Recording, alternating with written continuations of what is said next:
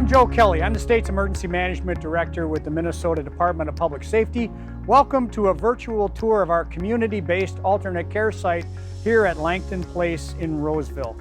When we go inside, we're going to talk to some of our key partners, and you'll notice that we're wearing masks, but we'll take them off when we're talking to each other, but all the while maintaining an appropriate social distance. So let's go inside and see what Langton Place has to offer as Minnesota's first alternate care site.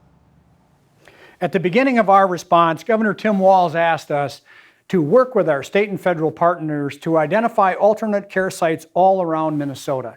And after evaluating all of those different options, we selected Langton Place as the one that we were going to build out as a proof of concept.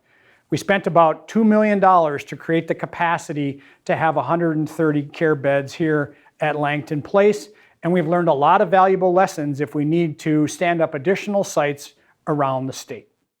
This is Cheryl Peterson-Krober. She's the Director of Emergency Preparedness with the Minnesota Department of Health and my partner as the Deputy State Incident Manager for the coronavirus pandemic. Cheryl, how is Langton Place as a community-based alternate care center going to be used? If the time ever comes when hospital beds in the state of Minnesota are beyond their capacity, we would turn to using a facility like this.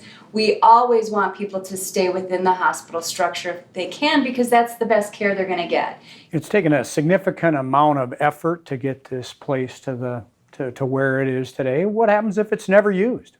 This facility is leased by the state of Minnesota to be used if we ever need it. So it's kind of like an insurance policy for us. If it's not used, we would end our lease with Presbyterian Homes as an organization, and the facility would then be used for its original intent. Cheryl, from your perspective, is there anything else you want people to know about this alternate care site? Sure. I think the most important thing is to remember that if any of us are in need of care, or our loved ones, and can't be in the healthcare setting of a traditional hospital, I want people to know that this would be a great place for them to recover. It's the best that we can do in the state of Minnesota, and I think it should make people proud that we have the ability to do this. Thank you. Thank you. Dr. John Hick is the medical advisor to the Department of Health for the coronavirus response, and he joins us in one of the patient rooms here at Langton Place. Dr. Hick, can you tell us when will we know that it's time to activate an alternate care site? What will be the indicators in the hospital systems? Great question, Joe. Hospital patients belong in hospitals, and so as our need for critical care increases in the hospitals will spill over to all the patient care areas they have, as well as even non-patient care areas of the hospitals. As we see that start to happen, that will be our cue if we can't redistribute patients across the state, that we may need to start opening facilities such as this one. Okay. Doc, this is a pretty basic hospital room, but can you tell us a little bit about how it will function and why is this better than a temporary facility set up at the Civic Center or in a gymnasium somewhere? In this situation, the patients coming out of hospitals are likely to be older, they're likely to be weak and frail, and if you've got to walk 2,000 feet to the bathroom or be helped 2,000 feet to the bathroom versus going 12 feet here, that's a big difference. Also, being in an environment like this, we can control ventilation, control contact better, prevent other infections like diarrheal illnesses, and we have the advantage of call systems and other things that are built in here that really no other place is going to give us. Now we've set this up and we've got this facility prepared to a pretty basic level. Obviously it's not fully operational today. What would it take to get it to that point, and how long would that take so that we could start caring for patients here? So every healthcare facility needs a combination of space, staff, and stuff. And the space now we have, this is about as good as we could ask for an alternate care site. The staff is going to be drawn from a number of different sources depending on what's available at the time, utilizing mainly outpatient resources and a combination of others. But the stuff, we actually have ordered quite a lot of medical supplies, what we think is necessary to care for about 1,000 patients for about a week's time. All told, from the time that we recognize that we need to open up a site like this until the time we want to be operational, it's about 72 hours. So to have 130 beds plus capability here is really something that's significant for Minnesota's ability to respond, isn't it? Absolutely. And two, we want to make sure that to spread these patients out across the state using all of our resources before we would think about opening up a facility like this. We're going to need doctors, nurses, and other healthcare staff to provide care to the patients that could come to Langton Place. And joining me now is Marie Dotzes. She is the Assistant Commissioner with the Minnesota Department of Health. Marie, who's going to staff this place? Well, that's a very good question, Joe. Certainly, staffing is going to be a large and complicated part of the puzzle. And when we go to activate these sites, we expect that our hospital resources will be pretty much tapped out. And so we're going to have to really work to find the appropriate staffing. We have a plan for the regional healthcare coalitions to find staff support for site managers and medical managers for the site.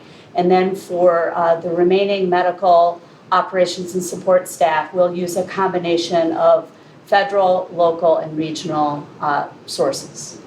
So this alternate care site concept is nothing new. It's nothing that we invented in Minnesota. It's been used across the country, but there have been different models, different types of facilities, and probably different approaches to staffing. What have we learned from what other states have done to make sure that Minnesota is going to do this right? What's happened in other states is that they have found these big convention center type facilities to be very hard to staff, and they're also very expensive to prepare. So we feel that in Minnesota, we've got a much more measured and pragmatic approach so that we can stand up the capacity and invest the resources in that capacity only when and where it's needed. We've talked about how Langton Place is one of the most ideal facilities that we looked at to become a community-based alternate care site. But even as good as this facility is, there were a lot of changes and renovations and repairs that had to be made. And we brought the Minnesota National Guard in to help us with that project, along with some other key partners. And joining me now is Sergeant Jeff Dahlen with the Department of Military Affairs. Sergeant Dahlen, can you talk about the kind of work that was done here at Langton Place to get it ready? And we wanted to ensure that, one, that the building was safe, that we had the proper fire alarms and suppression systems. Then was it conducive to care? Were the hallways wide enough or the doors wide enough? And this space has all of that. We also did some minor repairs on the walls and the doors, made sure everything's functional and it works properly.